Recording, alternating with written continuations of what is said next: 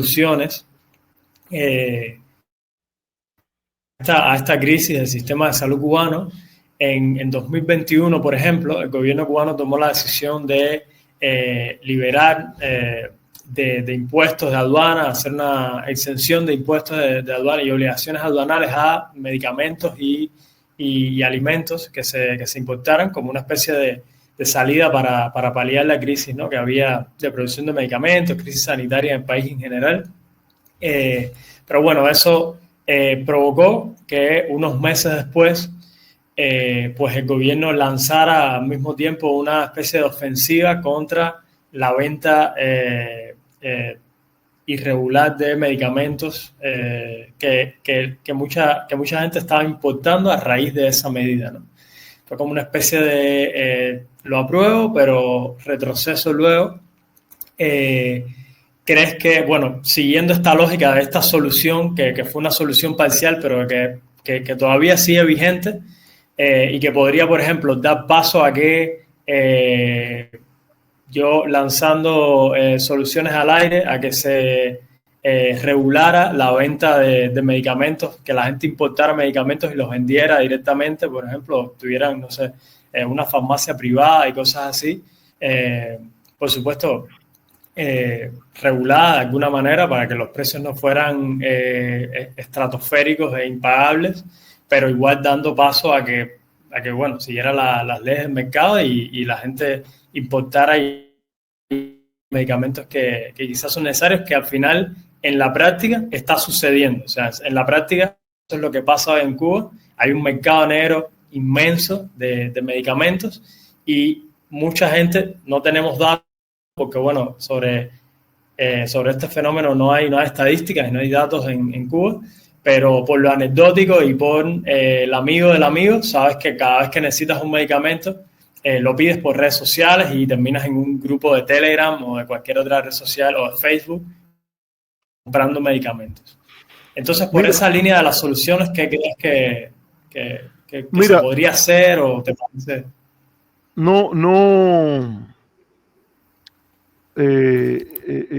te podría contestar esa pregunta si no partiera de la premisa que he mantenido durante toda esta entrevista. Y es que los problemas del sistema de salud tienen dinámicas propias, pero en última instancia la policrisis, la crisis multidimensional que tiene el país lo está afectando. Y este tema de los medicamentos es clave para la sostenibilidad del sistema. Yo creo que los niveles que Cuba tuvo, ese lugar 39 que tú apuntabas, es muy difícil de mantener. Pero Cuba hizo una gran inversión que lo que tiene que hacer es procurar mantenerla con la política más pragmática posible, porque las vidas de las personas valen más que principios en abstracto. Un problema que yo creo que hay en el tema cubano es que mucha gente tiene muchos principios. Y si tú tienes muchos principios, te es muy difícil la vida. Los principios son aquellos que serían, digamos, 7, 8 premisas que tú no cambias cuando cambian las circunstancias. Espera un momento. Sí, esto que tú no cambias cuando cambian las circunstancias, pero todo lo demás requiere una disposición a cambiar si el mundo cambia. Entonces, en este sentido, yo creo que está claro que es muy difícil, y en esto he tenido bastante debate, que es muy difícil mantener funcionando lo que está en Cuba con una visión de un socialismo o un sistema de orientación leninista en lo económico y en lo político, que solo era viable, en mi opinión, con la presencia de la ayuda de una gran potencia exterior. Y aún así, a mí me parece que ha quedado demostrado que acomodarse a vivir dentro de esa lógica no es lo mejor para el país. Te pongo un ejemplo para no irme muy lejos. Yo creo que si se hubiese asumido que la relación con Estados Unidos debía ser de una manera sustentable, basada en una relación asimétrica que por mucho que la Unión Soviética pudiera balancear por un tiempo, no era natural en lo geográfico, en lo regional, en la tendencia que hay a que Estados Unidos y Cuba tengan una relación mucho más activa. La mayor parte de la inmigración cubana ya en aquel momento, a pesar de la hostilidad, estaba en los Estados Unidos, y sin embargo hubo ocasiones de llegar a un arreglo relativamente viable, un acuerdo asimétrico, pragmático, viable, como en la administración Carter, y desde la perspectiva de preservar una orientación ideológica y una lectura muy específica de principios nacionalistas, no se llegó al acuerdo con Carter. A punto.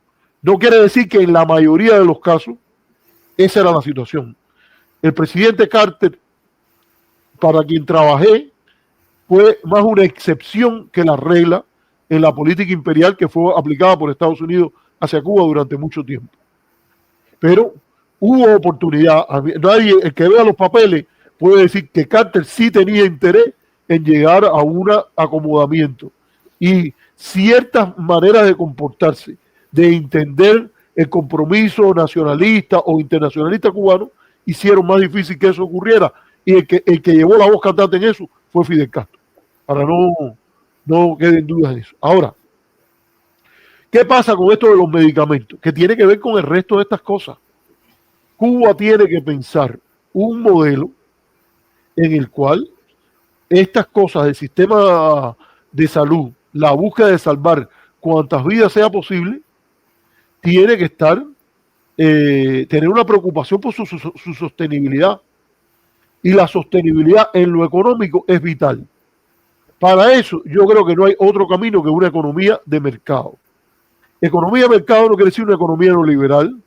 Economía de mercado no quiere decir un sistema que priorice el enriquecimiento de unos pocos que las vidas de muchos. Hay el paradigma de derechos humanos habla de un Estado que en las condiciones de su desarrollo tiene que ser redistribuidor. O sea, tiene que haber la única manera que hasta ahora se conoce eso es un impuesto progresivo. Tenemos el reto de atraer tanta inversión extranjera como sea posible y a la vez de cobrarle impuestos a los más ricos para redistribuir riqueza y salvar las vidas, a veces mejorarle el estándar de vida de los pobres y hasta de la clase media. O sea, decir que en Cuba la pobreza no es igual que en Haití no nos va a salvar de esa responsabilidad. Entonces, la única manera que yo veo versus al tipo de economía que hemos tenido y el tipo de principios y de sociedad que hemos tenido es un movimiento a una economía de mercado que rompa los equilibrios de reforma parcial que tanto daño le han hecho al curso de la reforma, y antes de que empezara el sexto congreso ya era evidente que había un mecanismo de control político que paró en reiteradas ocasiones el desarrollo del sector no estatal, se le llamaba entonces, y orientado al mercado. Entonces, en lugar de tener un Estado redistribuidor, un Estado desarrollista, un Estado regulador, se concibió un Estado controlándolo todo, porque además es muy conveniente para los sistemas leninistas de dominio único por el Partido Comunista. Esos sistemas leninistas, en mi opinión, no son sostenibles a largo plazo si se hacen todas las reformas y se piensa en una economía para que el país funcione con el objetivo de mejorarle las condiciones de vida a la población más que mantener ese monopolio político. Entonces, ahí hay un problema que hay que atender. Y es cierto que para el Partido Comunista las reformas económicas son lo más urgente, pero el reto político mayor es lidiar con las consecuencias de adoptar una economía viable de mercado en el contexto cubano. Entonces, eso, yo creo que, mira, hay un dicho, creo que es yoruba, o no sé de dónde viene, que es: el perro tiene 4 patas, pero un solo camino. Obviamente hay trade-off, hay opciones, que eso viene desde la misma noción de la economía. La economía está basada como disciplina en la idea de costo-oportunidad. Tú tienes opción A, opción B, opción C, opción D, pero eso está marcado por las restricciones objetivas de tu estado de desarrollo, etcétera. Entonces, yo creo que, por ejemplo, esa propuesta que tú dices de la creación de farmacias privadas, yo creo que debe ser parte de la solución. Y las personas que hagan un ingreso elevado en función de las farmacias privadas, hay que ponerle impuestos. Hay que crear un sistema político en el cual ese hombre va a participar en política, pero no lo vamos a dejar que él traduzca la riqueza que va a acumular en que políticamente le pase por arriba a la igualdad ciudadana. Por eso tiene que haber una meseta de servicios para todos. Eso lo logró una persona que fue un gran defensor, para referirme a un lugar donde tú estudiaste, Clement Attlee, que le dijo a Churchill: ahora contra Alemania somos uno solo, pero en cuanto se acabe la guerra vamos a luchar por la creación de un sistema nacional de salud. Y el Partido Laborista ha tenido que batirse décadas y décadas, y en eso ha tenido el puño fuerte al decir a los Tories, incluyendo Thatcher y otros, esto no es negociable. Ya lo logramos, para atrás nunca. Eso dicho en términos de post-revolución es: va a haber salud para todos en Cuba, aunque vayamos a una economía de mercado. Cualquier modelo de economía de mercado tiene que defender que cada cubano, si se enferma, va a ir va a ser paciente, y los hoteles y los hospitales lo van a recibir y le van a dar un servicio de salud de condición mínima. Eso no era la misma situación que teníamos en 1997, cuando yo escribí el paper aquel. Yo creo que es la misma. ¿Tú sabes lo que pasa? Que más que defender la viabilidad de una economía de mercado preocupada, con preocupación social, como la soñó el apóstol José Martí, había una voluntad de los que eran partidarios del bloqueo de tumbar al gobierno a lo que fuera, y había una prioridad del gobierno de resistir a la leninista, manteniendo el control político que tienen sobre la sociedad civil. Ahora, yo creo que hay que la solución que tú planteas no se puede entender fuera de la discusión política en general. La animadversión al mercado, por la manera que el mercado empodera a los ciudadanos desde el punto de vista social, económico y también político. Eso no quiere decir que aceptemos una lógica de mercado al extremo. Tiene que ser: el mercado está en disposición de la sociedad. No es que por principio mercantil, adelante. Bueno, empecemos por Martí. Martí, que era un seguidor de Henry George, decía: una renta sobre la tierra.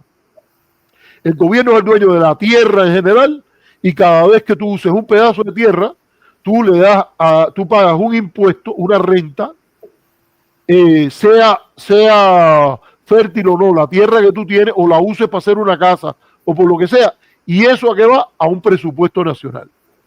Y eres muy rico, tienes que pagar más. El pedazo de tierra que tú tienes ahora se valora más caro, tú tienes que pagar más. ¿Y por qué? Porque tú eres parte de una cosa que se llama la comunidad nacional. Eres parte de una patria. Y como parte de esa patria, si estás mejor, tienes que contribuir con los que están peor.